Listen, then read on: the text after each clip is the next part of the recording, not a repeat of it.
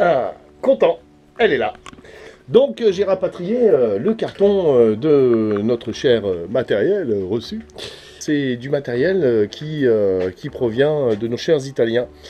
Je pense très très fort à eux. Donc, ouverture.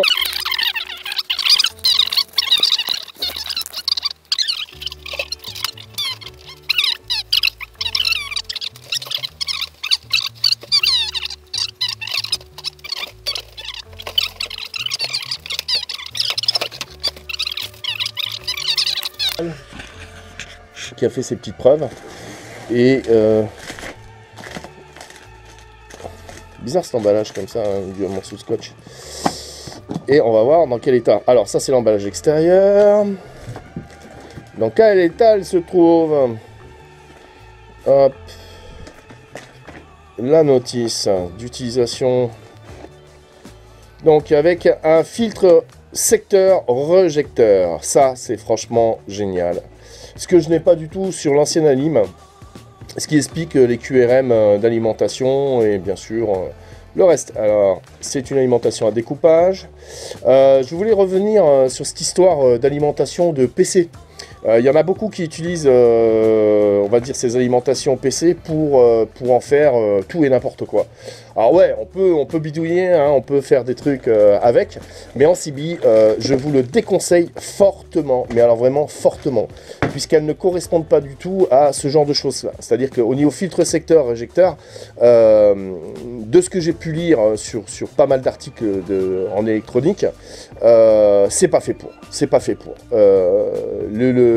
Vous risquez de cramer votre matériel, alors déjà par le fait du nombre d'ampères,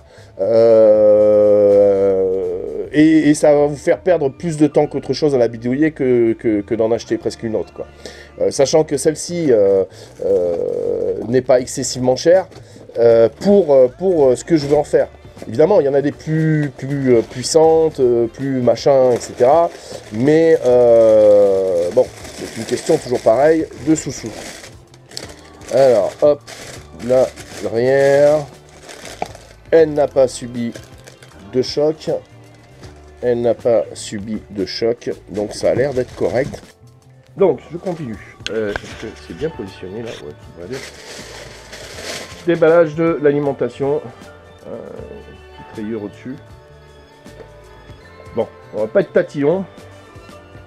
Donc, positif, négatif, fusible, alimentation, ventilation, c'est super parce qu'en fait, tout le processus est à l'arrière d'alimentation, et que ce soit secteur ou du matériel CB.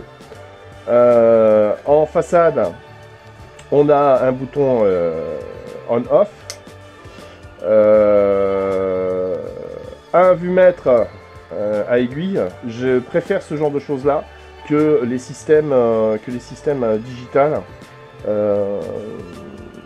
par le simple fait que bon, on voit vraiment varier l'aiguille, et c'est quand même pas mal, quoi. Enfin moi je préfère. Après, donc là ici on a un anti-bruit apparemment, c'est bon ça.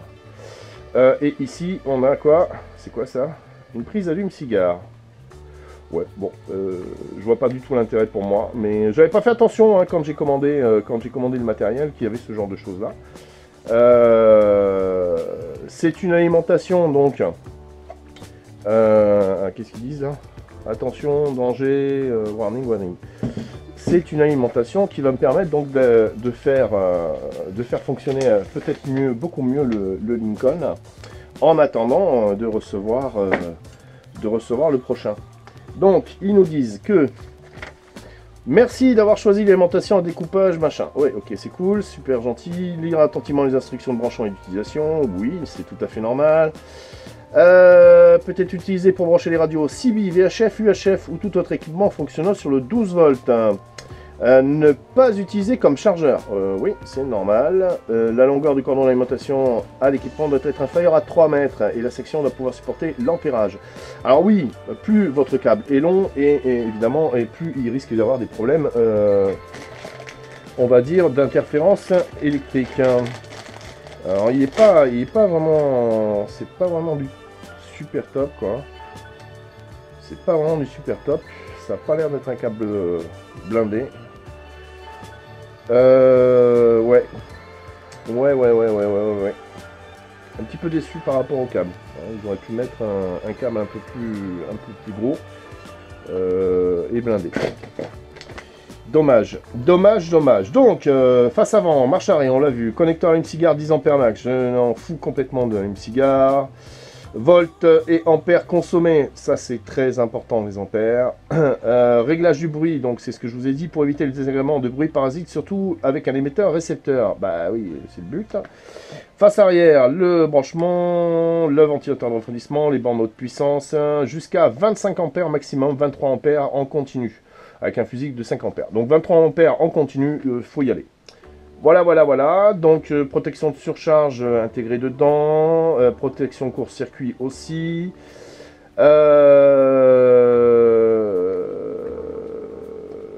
Oui, j'ai eu peur parce que là, je voyais arrière, oui, 23 ampères. Un cigare, refroidissement par ventilateur. Dimension. Alors, les dimensions, pour information, hein, il y en a quelques-uns quand même qui aiment bien avoir des infos réelles. 150-70 par 220 mm. Donc, pour l'intégrer, par exemple, dans un mobilier ou fabriquer un système, c'est quand même bien d'avoir ces petites infos. Alors oui, quand vous avez le matériel, vous les avez, mais quand vous n'avez pas le matériel, c'est quand même bien. Même si c'est indiqué sur les, on va dire sur les notices et sur les sites de commande, c'est quand même utile d'avoir réellement les vraies valeurs. Alors tiens, on va faire l'expérience, on va voir, on va mesurer tout ça. Donc, je prends bien la valeur, hop, avec les bitonniaux derrière, ce qui me donne réellement à peu près 22 cm. Donc 22 cm, et eux ils m'annoncent 22 mm, 220 mm. Donc 220 mm, ça va être sûrement l'arrière. Ok, mais et le bouton de devant, on compte ou pas? Alors avec le bouton de devant, ça fait 24 mm. 24 cm, donc 240 mm. Ok. Il dit 150. Alors 150 c'est quoi? C'est la largeur. 150 c'est bien la largeur. On a bien 150 de largeur. Sachant que il y a quand même une prise d'air ici. D'accord? Et une prise d'air ici. Donc faites gaffe. Ça ne peut pas être intégré dans un meuble. Ok? C'est-à-dire que si vous devez laisser un espace, il faut laisser un espace, on va dire, du double voire du triple. Donc attention. Sur les côtés, on ne peut pas l'encastrer. Ensuite, par le dessus, ouais, c'est faisable. Dessous, il n'y a rien, il y a juste les pieds. Donc, eux, ils donnent 70 d'épaisseur. Non, moi, j'ai pas 70. 70 d'épaisseur, non. Non. J'ai quand même presque 8 cm, donc 80. On va dire 80. Voilà. Donc, vous voyez, hein, les notices, c'est bien. C'est super, ça vous donne, ouais, elle est hors tout, mais ça ne vous donne pas réellement les bonnes indications si vous devez fabriquer un meuble avant de recevoir un matériel. C'est pas la première fois que ça va. Donc l'alimentation, on peut la positionner par là-bas, hop. Ah, ça fait quand même une sacrée différence. C'est vrai que ça fait une sacrée différence. C'est quand même plus joli quand c'est tout neuf. Il y a encore un petit peu de scotch dessus sur la façade du produit. Ouais. Ça fait quand même autre chose.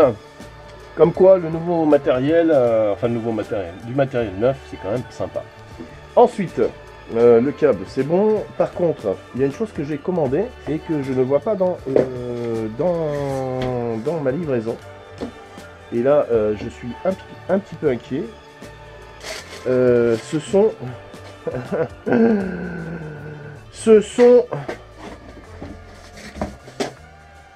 les fiches pour pouvoir brancher mon antenne. Ah bah non, elles sont accrochées. Ouf.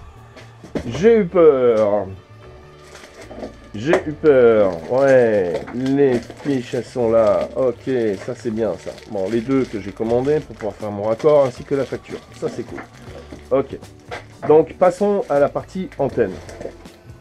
Alors la partie antenne, hop, la partie antenne c'est une autre histoire. Puisque là, vu le temps qu'il fait, je pense pas que je vais pouvoir le briquet il reste par là-bas, que je vais pouvoir la monter. Travailler sous la pluie, non, c'est franchement pas recommandé, surtout avec une antenne, Mais bon, on va pouvoir la déballer pour voir un petit peu comment c'est fait dedans. Et tout ça, je ne jette pas, je garde. C'est de l'or, tout ça, c'est de l'or. Tout est réutilisable. Si vous regardez les poubelles dans les villes et ailleurs, des fois, vous devenez fou.